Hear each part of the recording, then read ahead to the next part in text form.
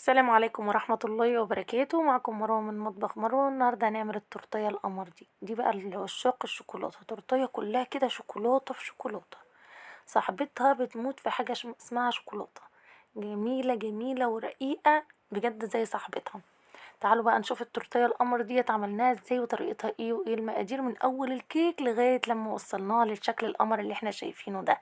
تعالوا نشوف الطريقه والمقادير، بس قبل ما نخش الفيديو ما تنسيش تعملي لي لايك وشير. اول حاجه عندي هنا هحط 4 بيضات. طبعا كل المقادير بتاعتنا بتبقى بدرجه حراره المطبخ. ما كانش عندي فانيليا سايله فحطيت فانيليا باودر. وحطيت على ال4 بيضات دولت حطيت 400 جرام دقيق سبونج جاهز. وحطيت معلقه صغيره من بتاعه الشاي كده محسن جل، طبعا تقدري تستغني عنها.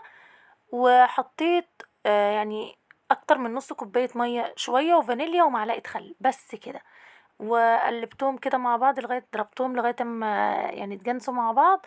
وبعد كده رحت حطيت لهم معلقه كاكاو خام علشان هي كانت عندي فانيليا فانا عايزاها تبقى شوكولاته. تمام. دي صينيه مقاس 24، دهنت الجناب زبده حلو جدا وحطيت ورقه زبده في القاع بتاع الصينيه. وصبيت فيها الخليط بتاعي بعد ما ضربناه حلو جدا بالعجان لغايه ما شفتوه كده. طبعا كنت مشغله الفرن على درجه حراره 180. دخلتها على الرف اللي في النص. قعدت معايا نص ساعة و5 دقايق وطلعت زي ما احنا شايفين كده بقى. سبتها طبعا، قلبتها على ورقة زبدة بالصينية وغطيتها بالصينية لغاية تاني يوم بقى مسكتها زي ما احنا شايفين كده. هبتدي اقشر كل الجوانب وكل الوش والارضية بتاعة التورتة وكل حاجة. الكيك كان هشش جدا جدا وكان جميل قوي قوي زي ما انتوا شايفين كده. هقسمها بقى، قسمتها على 4 ديسكات.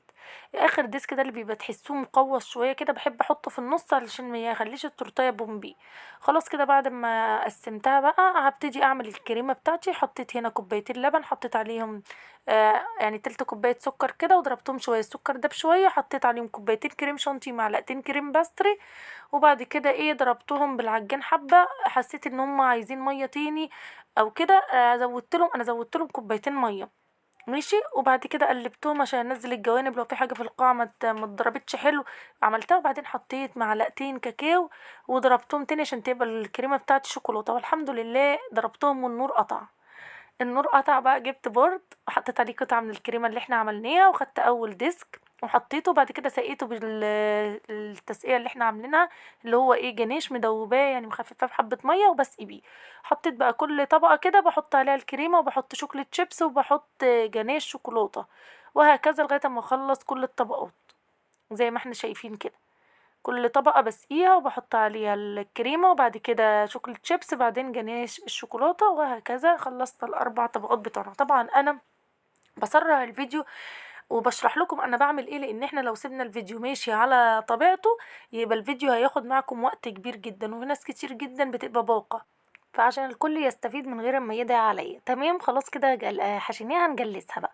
طبعا الكريمه اللي اتبقت مننا في الحشو نضربها كويس جدا كده بالسباتيولا حلو، او نشغل عليها العجان ضربتين كده بعدين برضو نعملها بالسباتيولا. وبعد كده نبتدي نجلس بيها. ليه؟ لان الكريمه لما بنسيبها وقت الحشو بتكون عملت فقاعات هوا كده فراغات، فلما نيجي نجلس بيها هتبقى الكريمه مش ملساء زي ما احنا شايفينها كده، لا هتبقى فيها فقاعات هوا.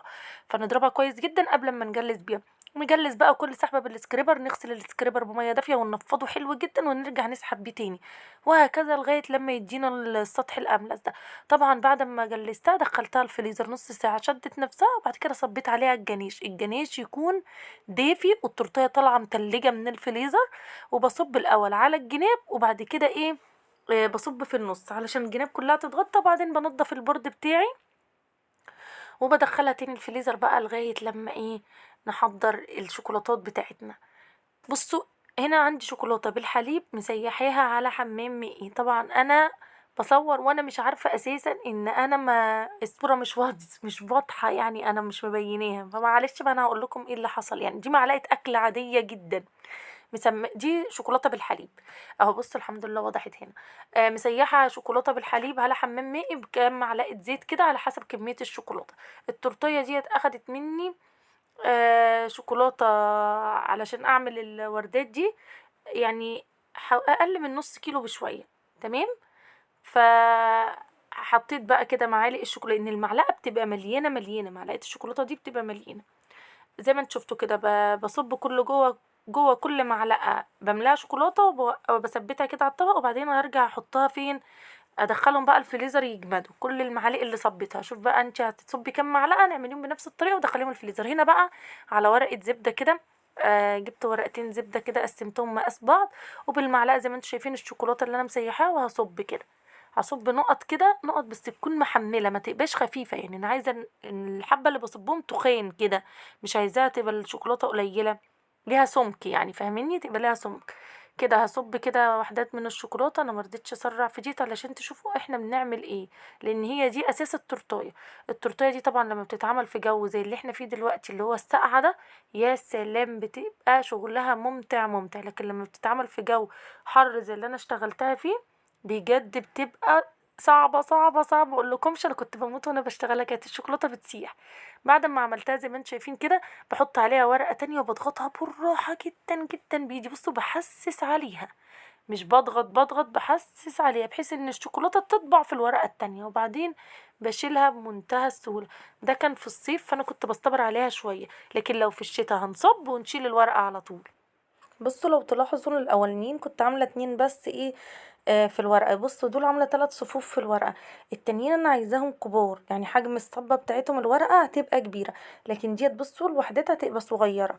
فنلاحظ النقطه دي. بصوا بعد ما طبطبت عليهم كده بشيلهم بقى كده. بشيلها ازاي؟ بمسك الورقه من الطرف ده ومن الطرف ده، وبروح شداها مره واحده على طول. بس انا بمسكها الاول، طبعا الشوكولاته لسه سايحه ما بتكونش جمدت، يعني ما تشيلهاش بعد ما الشوكولاته تجمد اهي. طبعا الجو كان حر موت، فانا هشيلها كده وادخلها الفريزر. ادي المعالق بتاعتي بقى بعد ما طلعناها من الفريزر. طبعا المعالق اما بنصب فيها ما بتكونش مدهونه اي حاجه، مش مدهونه. بصوا لو لقيتوا المعلقه معصلجه كده معاكم تعرفوا ان الشوكولاته ما اتجمدتش حلو. بصوا بقى اللي اتجمدت حلو طلعت بمنتهى السهوله ازاي. المعالق ما بندهنهاش لا زيت ولا اي حاجه. ديت اللي عصلجت معايا دي هدخلها تاني على فكره، وهتطلع بمنتهى السهوله. اللي تلاقوها صعبه معاكم تعرفوا ان هي ما اتجمدتش لسه حلو. هخلصهم كده بمنتهى السهوله. وديت بقى بعد ما طلعتها من الفريزر لان دخلتها علشان تجمد، دخلتها التلاجة ما دخلتهاش الفريزر. ماشي. بحط الورقة ديت وبحط عليها ورقة تانية، وبحط عليها حاجة خفيفة خالص عشان ما تقوصش في التلاجة، وبدخلها التلاجة. اول لما تشد بس شوية اطلعها. لكن لو في الشتا زي ما احنا كده مش هندخلها ولا اي حاجة، هي تنشف لوحدها زي ما انتوا شايفين كده. ديت الوحدات اللي صبيناها بالمعالق. جبت الشوكولاتيه بعد ما مسكت نفسها حلو كده في الفريزر، طلعتها. طبعا انا بقول لي في الفريزر لان انا بشتغل بسرعه، يعني عايزه الحاجه اللي هتقعد في التلاجة ساعتين، لا في الفريزر نص ساعة بيكفي. فانا بدخلها الفريزر نص ساعة وبطلعها اشتغل عليها. رصيت وحدات المعالق كده زي ما انتوا شايفين اللي احنا صبيناها على الحروف بتاعة التورتاية، 3/4 المعلقة على الحرف والربع بره التورتاية عشان ما الاقيش اتزحلقت مني ووقعت اهو. بص واضح جدا، يعني الصبعة بتاعة المعلقة هي اللي بتبقى بارزة بس على الحرف. بصوا بقى دي الورق اللي احنا صبيناه في الاول اللي هما كانوا 2 في الورقة. بصوا حجمه كبير ازاي، فهخليه هو اللي على الاطراف. عايزة اللي على الاطراف يبقى الورقاية الكبيرة اهي. طبعا بشيله كله من الورقة واحطه في طبق وادخله التلاجة لغاية لما اجي اشتغل بيه اهو. اي حاجة بنصبها من بعد ما بنخرجها بنحطها في التلاجة برضو لغاية لما نيجي بقى نشتغل بيه اهو. هرصه بقى كده داير ما يدور على التورتاية. بصوا انا مش راضية اسرع ولا اي حاجة عشان هي ديت الخطوات دي اساسا اساس التورتاية. التورتايه دي جميلة جدا جدا وشكلها حلو كده وبجد حلو قوي قوي. وللناس اللي بتحب الشوكولاتة يعني هيعشقوها قوي. هنا التورتايه احنا صبينا عليها. بصوا هنا بين فاصل، بصوا بقول لكم بين الفاصل بين كل ورقة وورقة في نصهم واحط الورقة التانية في نصهم علشان نكمل كله عشان تبقى شكلها زي الوردة في نص الورد. يعني بين كل ورقتين هنحط ايه من جوه النص التاني وهكذا. هلف التورتايه كلها بنفس الطريقة اهي لغايه ما تدينا شكل الورده في الاخر. هلاقي مثلا في على الجوانب كده هحس ان عايزه تحط لها ورق زي كده هحط، او زاد معايا في كده يعني فاهميني اهو. رصتهم كلهم كده لغايه ما اداني شكل الورده، شكلها تحفه جدا جدا. بجد شكلها كان من التورت المميزة اللي انا بحبها جدا وبحب صاحبتها جدا. التورتيه دي صاحبتها طلبتها مني 3 مرات، كل ما بتطلب تورتيه بتطلبها هي. فشكلها فعلا حلو جدا. دي نوتيلا بقى مسيحاها على حمام مائي كده بمعلقه زيت، حطيتها في كورنيه، وهبتدي بس اعمل خطوط كده على اللي هو الورقات بتاعه الشوكولاته دي او المعالق بتاعه الشوكولاته كده زي ما انتوا شايفين، وعلى الورق نفسه اهو. هعمل كده واحد يعني خطوط كده بين النوتيلا، وعلشان هحط عليها فستق فانا عايزه الفستق يثبت عليها. فلو حطيته طبعا على ورق على الشوكولاتات كده مش هيثبت، لان الشوكولاته هتبقى جامده. طبعا لو احنا بنعمل ده في الصيف في الشتاء زي دلوقتي، ففي ثانيه الا ثانيه تخلصي الموضوع ده لانه هيجمد. بصوا، ده فستق مجروش كده ورشيته عليها، طبعا ثبت على طول. ده بندق بقى متحمص كده مجروش، يعني جرشه نص جرشه كده عايزاه يبقى باين. برضو وزعته على الجناب بتاعه التورتيه، وده كان شكل التورتيه النهائي. شكلها تحفه تحفه، والحمد لله يعني عجبت صاحبتها، ودايما دايما بتشكر لي فيها وبتطلبها تاني وتاني. يا رب يكون الفيديو سهل وبسيط وتكونوا استفدتوا منه وتقدروا تعملوها بمنتهى السهولة. ولو عجبكم الفيديو بقى ما تنسونيش في اللايك والشير وسبسكرايب للقناة على اليوتيوب، وتفعلوا زر الجرس عشان يوصلكم مني كل جديد. والسلام عليكم ورحمة الله وبركاته.